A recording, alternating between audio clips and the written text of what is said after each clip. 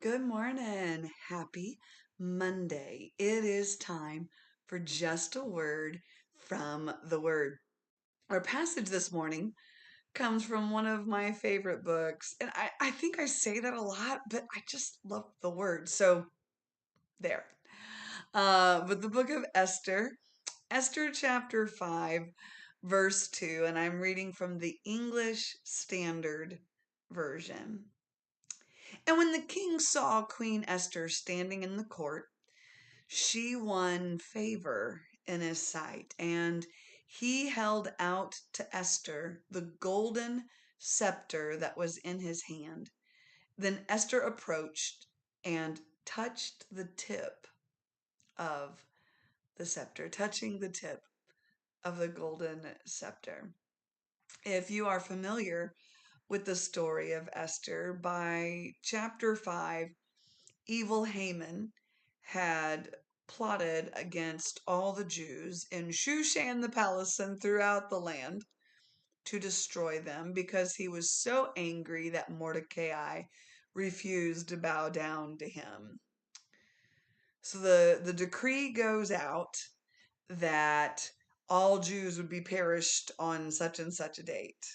And Mordecai, who was Esther's cousin, and the one who raised Esther as an orphan, gets a message to Esther and says, look, whether you like it or not, our people are set to be destroyed. And don't you think that just because you're in this palace that you're going to bypass the destruction.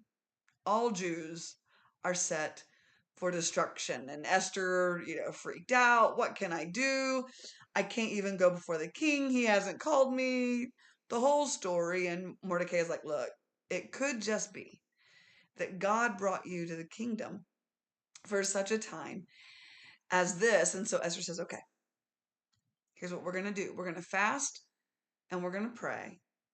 And after 3 days, me and my lady attendees and you and gather everybody that you can to fast and pray for 3 days. And at the end of 3 days, I'm going to go before the king. Well, that sounds all good, but we don't, in our society and our Western culture, thank you, Jesus, for it, we don't understand the significance of Esther being afraid to go to the king. If you went into the king's presence without being invited, unless the king showed you mercy, you were a dead person. If you went, hear me, if you went into the presence of a king uninvited, and the king did not show you mercy, you were dead. They would have you killed right there. And it didn't matter who it was, from the queen on down. How did a king in those days show mercy? They extended their royal scepter.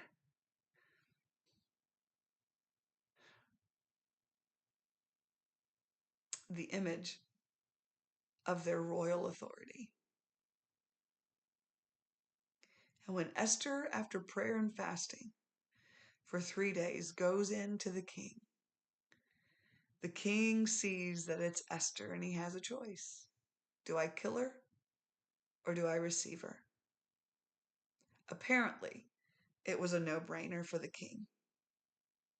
We don't read of any kind of hesitation on the king's part. He reaches out the golden scepter. I imagine Esther breathed a major sigh of relief. And when she got to the king, she knelt down and she touched that scepter as a means of receiving his grace and his mercy. Oh, my friends, hear just a word from the word this morning.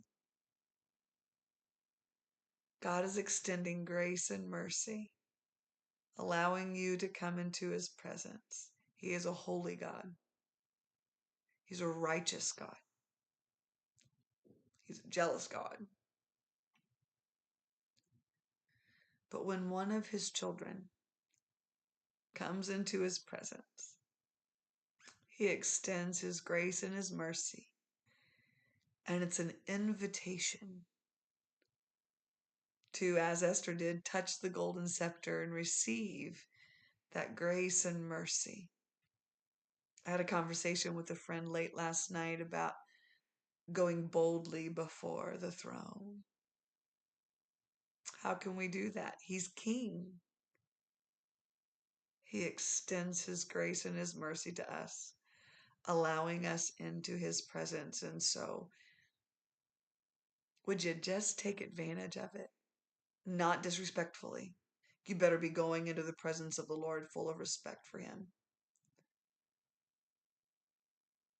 but in awe and in honor. Step into his presence. He's extending grace and mercy to you, even this morning. Touch the tip of the golden scepter. Receive that mercy and grace today. Being in the presence of a king will change you. This has been just a word from the Word. God bless you. Have a beautiful day. And Lord willing, we'll see you tomorrow morning.